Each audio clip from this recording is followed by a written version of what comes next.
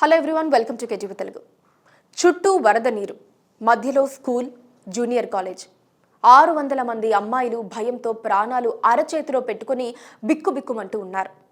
అప్పుడే అక్కడ పనిచేసే మహిళా టీచర్లు, లెక్చరర్లు సమయస్ఫూర్తితో వ్యవహరించారు. 600 మందిని జాగ్రత్తగా వరద ప్రాంతం నుంచి తీసుకెళ్లి సురక్షిత ప్రాంతాలకు తరలించారు. మహిళలే అయినా సరే ధైర్యంగా నిలబడి వందలాది మంది ప్రాణాలను కాపాడి ప్రశంసలు అందుకుంటున్నారు. ఎన్టీఆర్ జిల్లాలోని కుంటముక్కలలో గురుకుల బాలికల స్కూల్, జూనియర్ కాలేజీలో సుమారు 600 మంది విద్యార్థినులు చదువుతున్నారు. భారీ వర్షాల దెబ్బకు ఆగస్టు 31 మధ్యాహ్నం స్థానికంగా ఉన్న ఓ వాగుకు గండిపడింది. ఊహించని విధంగా ఉన్నట్టుండి ఆ స్కూల్, కాలేజీని వరద చుట్టుముట్టింది. ఈ వరద తాకిడికి ఆ స్కూల్, కాలేజ్ ప్రహారీ గోడ కూడా కూలిపోయింది. నిమిషాల్లో వరద నీరు విద్యార్థినులు ఉండే డార్మిటరీ హాల్లోకి వచ్చాయి. క్షణక్షణానికి వరద తీవ్రత పెరిగిపోతూ ఉండటంతో విద్యార్థినులు భయపడ్డారు.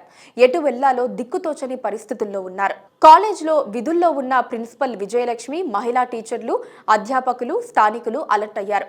డార్మిటరీలో ఉన్న విద్యార్థినులు అందరినీ ఎత్తులో ఉన్న డైనింగ్ హాల్లోకి జాగ్రత్తగా చేర్చారు.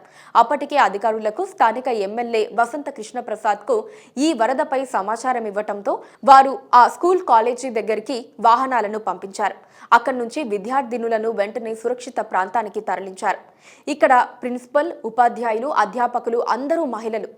అయినా సరే వీరు ఎంతో చాకచక్యంగా వ్యవహరించారు. వేగంగా స్పందించి విద్యార్థినులను రక్షించారని ఉన్నతాధికారులు, విద్యార్థినుల తల్లిదండ్రులు వీరిని ప్రశంసించారు. అక్కడి స్టాఫ్ సమయస్ఫూర్తితో వ్యవహరించడంతో వరదలో చిక్కుకుపోయిన 600 మంది గురుకులం విద్యార్థినులు పెద్ద ముప్పు నుంచి బయటపడ్డారు. విజయవాడ ప్రకాశం బ్యారేజ్ దగ్గర దెబ్బతిన్న గేట్లకు మరమ్మతులు మొదలయ్యాయి.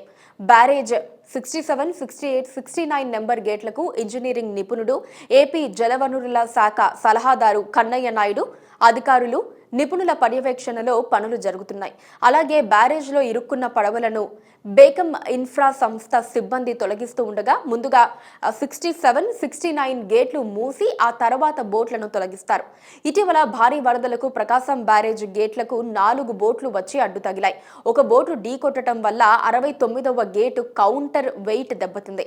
అలాగే 67, 68 గేట్లకు 2 బోట్లు అడ్డుగా ఉండటంతో ఆ గేట్ల నుంచి దిగువకు నీటి ప్రవాహం సరిగ్గా లేకుండా పోయింది.